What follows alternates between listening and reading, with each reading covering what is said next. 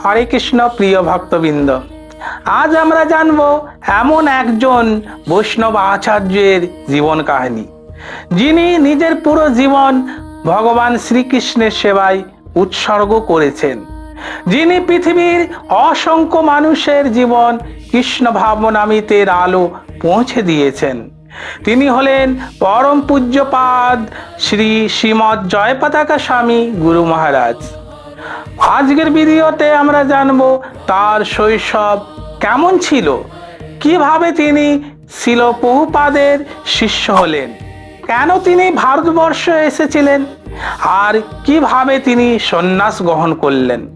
তাহলে চলুন শুরু করা যাক গুরু মহারাজের জীবন কাহিনী। শ্রী শ্রীমৎ জয়পতাকা স্বামী গুরু মহারাজের জন্ম 1949 সালের 9 এপ্রিল মার্কিন যুক্তরাষ্ট্রের মিলওয়াকি শহরে। ছোটবেলায় তার নাম ছিল জন গর্ডন অ্যাডমান। তিনি ছিলেন একজন সচ্ছল পরিবারের বড় হয়েছিলেন। ছোট থেকে তার মনে একটি প্রশ্ন বারবার আসতো, জীবনের আসল উদ্দেশ্য কি? বন্ধুরা যখন খেলাধুলায় ব্যস্ত থাকতো তখন তিনিও খেলতেন, কিন্তু তার মনে সবসময় ঈশ্বরকে জানার একটি আকাঙ্ক্ষার কাজ করত।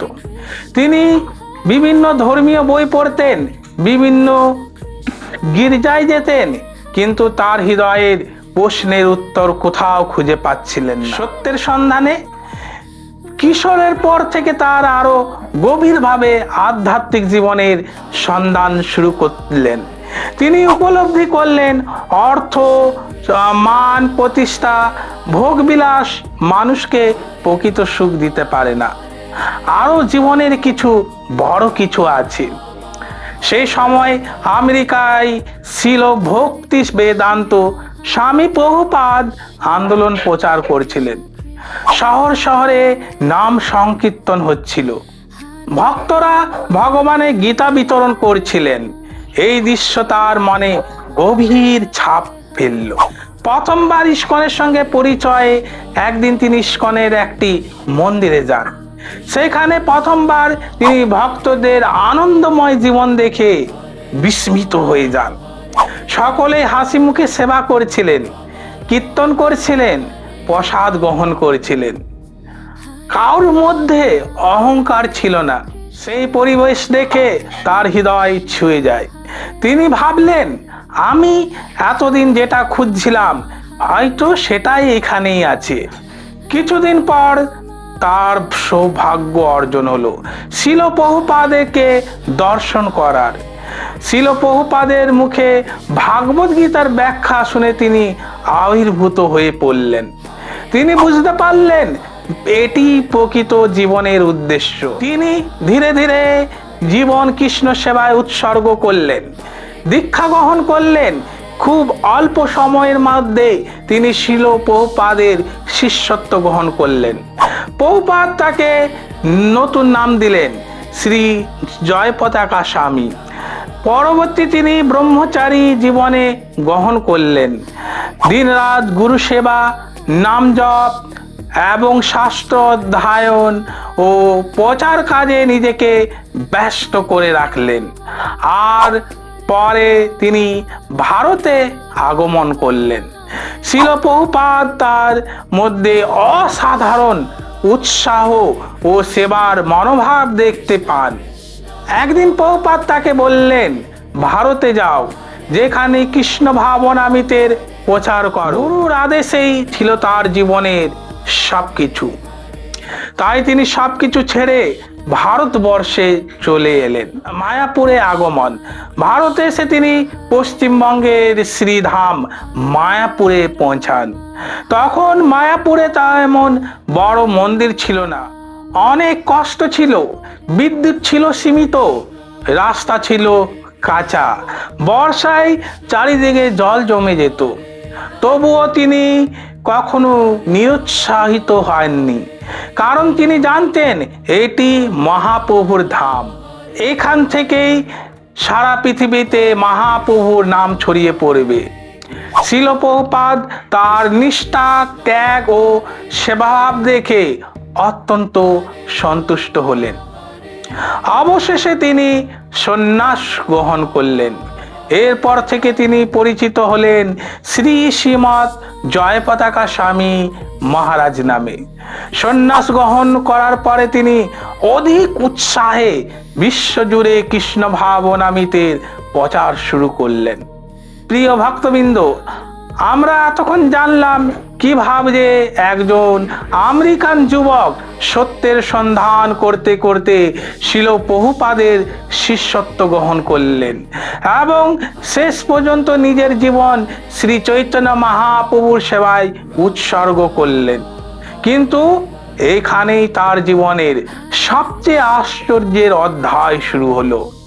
পরবর্তীতে আমরা জানব কিভাবে তিনি বাংলাদেশ, ভারত ও বিশ্বের বহু দেশে কৃষ্ণ ভাবনামৃতের প্রচার করলেন, কিভাবে হাজার হাজার মানুষ তার মাধ্যমে কৃষ্ণ ভক্তি গ্রহণ করলেন এবং কেন তিনি ইস্কনের আজ অন্যতম শ্রেষ্ঠ প্রচারক বলে বলা হয়। হরে কৃষ্ণ। বিশ্বজুড়ে কৃষ্ণ ভাবনামৃতের প্রচার, মায়াপুরে অসাধারণ সেবা ও অগণিত মানুষের জীবনে পরিবর্তন। হরে কৃষ্ণ। প্রিয় ভক্তবিন্দু, পূর্বের পর্বে আমরা জেনেছিলাম কিভাবে আমেরিকার একজন যুবক সত্যের সন্ধান করতে করতে শিল প্রভুপাদের শরণ গ্রহণ করলেন এবং গুরুর আদেশে ভারতবর্ষে এলেন। আজকের এই পর্বে আমরা জানব জীবনের সবচেয়ে কর্মময় অধ্যায়, কিভাবে তিনি দিনরাত নিরলস পরিশ্রম করে শ্রী চৈতন্য মহাপ্রভুর বাণী পৃথিবীতে এক প্রান্ত থেকে অন্য প্রান্তে পৌঁছে দিলেন। চলুন শুরু করি। ভারতে আসার পর শ্রী জয়পতাকা স্বামী মহারাজ শ্রীধাম মায়াপুরে নিজের জীবনের কেন্দ্র হিসাবে গড়ে তুললেন।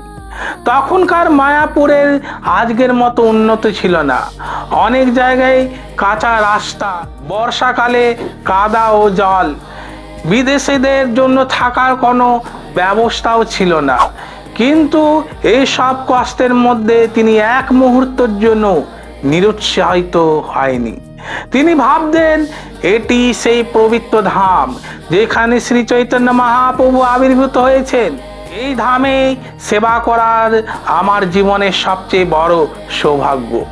তাই তিনি প্রতিদিন ভোর রাতে বিভিন্ন সেবায় নিজেকে নিয়োজিত রাখতেন। শিল প্রভুপাদ খুব দ্রুতই বুঝতে পারলেন যে জয়পতাকা স্বামী মহারাজের অত্যন্ত নিষ্ঠাবান, কর্মঠ ও গুরুর আদর্শে পালনের অকুতভয়। তাই তিনি তাকে অনেক গুরুত্বপূর্ণ দায়িত্ব অর্পণ করলেন। মহারাজ কখনো নিজের আরাম আয়েসের কথা ভাবেননি। আর একটি লক্ষ্য ছিল কিভাবে আরো বেশি মানুষ কৃষ্ণ ভাবনামৃতের সঙ্গে যুক্ত হতে পারে। ভারতে এসে তিনি উপলব্ধি করলেন মানুষের হৃদয়ে পৌঁছাতে হলে তাদের ভাষায় কথা বলতে হবে। তাই তিনি বাংলা ভাষা শেখা শুরু করলেন। শুরুতেই অনেক ভুল হতো, উচ্চারণও সহজ ছিল না, কিন্তু তিনি থেমে থাকেননি। ধীরে ধীরে বাংলায় তিনি কথা বলতে শুরু করলেন, বক্তৃতা দেওয়া শুরু করলেন ও ভক্তদের সঙ্গে সহজভাবে মিশে যাওয়া ও স্বাভাবিক অভ্যাস হয়ে উঠে দাঁড়ালো।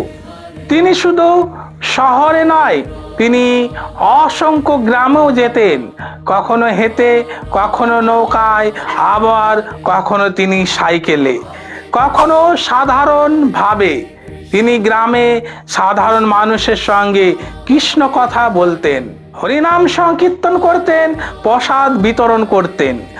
মানুষকে বলতেন, মানুষ কৃষ্ণকে স্মরণ করুন, হরিনাম করুন, জীবন আনন্দময় হয়ে উঠবে। অনেক মানুষ তার কথা শুনে কৃষ্ণ ভাবনামৃত গ্রহণ করেন। শুধু ভারতে নয়, তিনি পৃথিবীর বহু দেশে ভ্রমণ করলেন। এশিয়া, ইউরোপ, আমেরিকা, দক্ষিণ আমেরিকা, আফ্রিকা, ওশেনিয়া, বিভিন্ন দেশের প্রান্তে তিনি শ্রীকৃষ্ণের বাণী প্রচার করেন। তিনি মানুষকে একটি শিক্ষা দিয়েছিলেন, জীবনের প্রকৃত সুখ ভগবানের সেবায়। এই সরল বার্তায় অসংখ্য মানুষের জীবন বদলে দিয়েছিল। বছরে বছর নিরলস প্রচারের মাধ্যমে তিনি অসংখ্য মানুষের শিষ্য হন। তিনি শুধু দীক্ষা দিতেন না, প্রত্যেকের এই জপ, শাস্ত্র অধ্যয়ন, বৈষ্ণব আচরণ ও সেবার গুরুত্ব বুঝিয়ে দিতেন। অনেকেই বলেন গুরু মহারাজের সঙ্গে একবার দেখা হলেই মনে হতো যেন তিনি অনেক দিনের আপনজন। সেই স্নেহময় আচরণ তাকে সকলের প্রিয় করে তুললেন। মায়াপুরের উন্নয়নের জন্য তার অবদান খুবই গুরুত্বপূর্ণ। তিনি বিভিন্ন সেবার শুরু করলেন, ভক্তদিগের সংগঠিত করলেন, বিশ্বের নানা দেশ থেকে ভক্তদের মায়াপুরে আসতে উৎসাহিত করলেন। আজও মায়াপুর আন্তর্জাতিক ভক্ত সমাজে দেখা যায়। তার পিছনে তার দীর্ঘদিনের নিরলস সেবা একটি বড় কারণ। গুরু মহারাজ সবসময় বলতেন, শুধু ভক্তি নয়, শাস্ত্রও জানতে হবে। তিনি ভক্তদের নিয়মিত ভগবদ গীতা, শ্রীমদ্ ভাগবত ও চৈতন্য চরিতামৃতের অধ্যয়ন করতে উৎসাহিত করলেন। তার বক্তব্যগুলো সহজ ভাষায় হলেও গভীর আধ্যাত্মিক শিক্ষায় ভরপুর। এত বড় আচার্য হওয়া সত্ত্বেও তিনি কখনো নিজেকে বড় বলে মনে করেননি। তিনি সবসময় বলতেন, আমি শিল প্রভুপাদের একজন ছোট্ট সেবক মাত্র। এই নর্মতাই তাকে আরো মহান করে তুললেন। প্রিয় ভক্তবৃন্দ, আজ আমরা জানলাম কিভাবে শ্রী শ্রীমৎ জয়পতাকা স্বামী গুরু মহারাজ নিজের আরাম আয়েশ ভুলে কিভাবে পৃথিবীতে কৃষ্ণ ভাবনামৃতের আন্দোলন প্রচার করলেন, মায়াপুরের সেবায় নিজেকে কিভাবে উৎসর্গ করেছেন এবং লক্ষ লক্ষ মানুষের হৃদয়ে ভক্তির আলো জ্বালিয়েছে। কিন্তু তার জীবনের সবচেয়ে বিস্ময়কর অধ্যায় এখনো বাকি। পরবর্তী ও শেষ পর্যায়ে আমরা জানব তার জীবনে কঠিন অসুস্থতার সময় কি ঘটেছিল, কিভাবে তিনি অসুস্থ শরীরকে নিয়েও প্রচার সেবায় চালিয়ে গেলেন এবং তার জীবন থেকে আমরা কি শিক্ষা লাভ করতে পারি। আসুন আমরা পরবর্তীতে এই বিষয়গুলি জানি। অসুস্থতার মধ্যেও গুরু মহারাজের সেবা ছিল অবিচল, অনুপ্রেরণা এবং জীবনে আমাদের অনেক শিক্ষা। হরে কৃষ্ণ। প্রিয় ভক্তবৃন্দ, পূর্বের 2 পর্বে আমরা জেনেছি কিভাবে শ্রীমৎ জয়পতাকা স্বামী গুরু মহারাজ একজন সাধারণ আমেরিকার যুবক থেকে শিল প্রভুপাদের একজন বিশ্বস্ত শিষ্য হয়ে ওঠেন এবং কিভাবে তিনি সারা পৃথিবীতে আজ কৃষ্ণ ভাবনামৃতের প্রচার করেন। আজ আমরা জানব তার জীবনের সবচেয়ে অনুপ্রেরণাদায়ক অধ্যায়, যে অধ্যায়ে আমাদের শেখায় একজন প্রকৃত বৈষ্ণব কখনো প্রতিকূলতার সঙ্গে হার মানেন না। চলুন শুরু করি। বহু বছর ধরে নিরলস প্রচার, দীক্ষা এবং মন্দির সেবার মাধ্যমে তিনি ভক্তদের পথ প্রদর্শনের মধ্যে দিয়ে গুরু মহারাজ কিভাবে তার জীবন কাটিয়েছেন। কিন্তু এক সময় তার শরীর গুরুতর অসুস্থ দেখা দেয়। তিনি মস্তিষ্কে রক্তক্ষরণ, স্ট্রোকের মতো জটিল স্বাস্থ্য সমস্যার সম্মুখীন হন। বিশ্বজুড়ে ভক্তরা তার জন্য প্রার্থনা শুরু করেন। মায়াপুর, বৃন্দাবন, কলকাতা, বাংলাদেশ, ইউরোপ ও আমেরিকার সব জায়গায় হরিনাম যজ্ঞ এবং প্রার্থনা অনুষ্ঠিত হয়। সকলের একটি প্রার্থনা ছিল, হে শ্রীকৃষ্ণ, গুরু মহারাজকে আপনার সেবায় আরো বেশি দীর্ঘদিন নিযুক্ত করুন। অসুস্থতার পরে অনেকে ভেবেছিলেন হয়তো তিনি আর আগের মতো প্রচার করতে পারবেন না, কিন্তু গুরু মহারাজ সবাইকে বিস্মিত করলেন। শরীর দুর্বল হলেও তার মন ছিল কৃষ্ণ সেবায় দৃঢ়। হাসি মুখে ভক্তদের দর্শন দিতেন, জপ করতেন, শাস্ত্রের আলোচনা করতেন, দীক্ষা দিতেন। অনলাইন ও সরাসরি ভাবে তিনি ভক্তদের শিক্ষা দিতেন।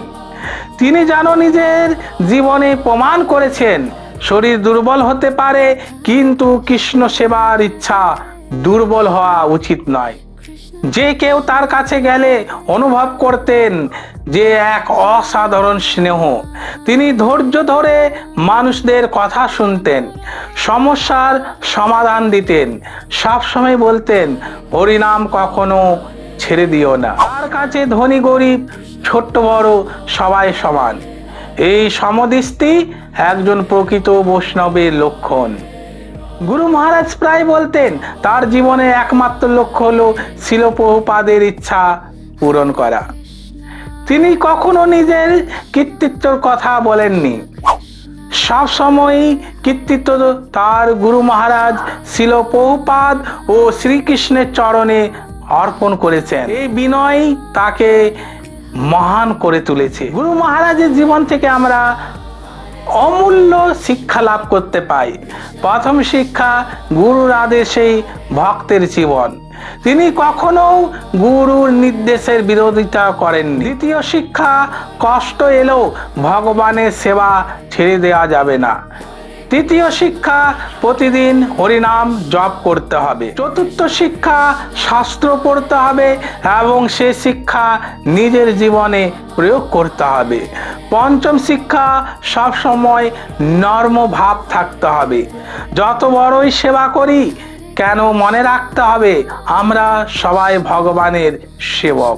আজও শ্রী শ্রীমৎ জয় পতাকা স্বামী গুরু মহারাজের বিশ্বের অসংখ্য ভক্তদের কাছে এক অনুপ্রেরণা নাম।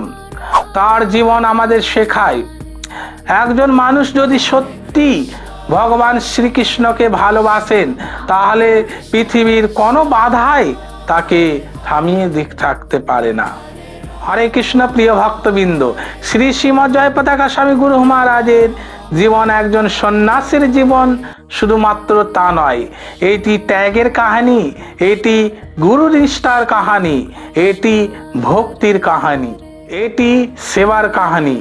তিনি আমাদের শিখিয়েছেন জন্ম কোথায় হয়েছে সেটি বড় কথা নয়, ভগবানের সেবায় নিজেকে কতটা সমর্পণ আমরা করেছি সেটি আসল বিষয়।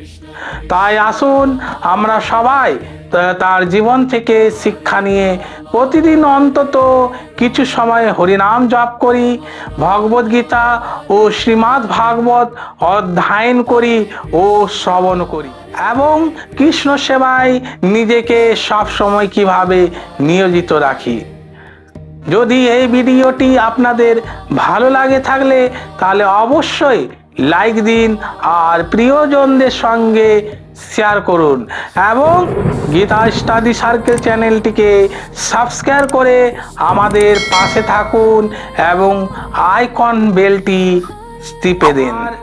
কমেন্টে লিখুন শ্রী শ্রীমৎ জয় পতাকা স্বামী গুরু মহারাজের জীবন থেকে আপনি কোন শিক্ষাটি সবচেয়ে বেশি গ্রহণ করতে চান।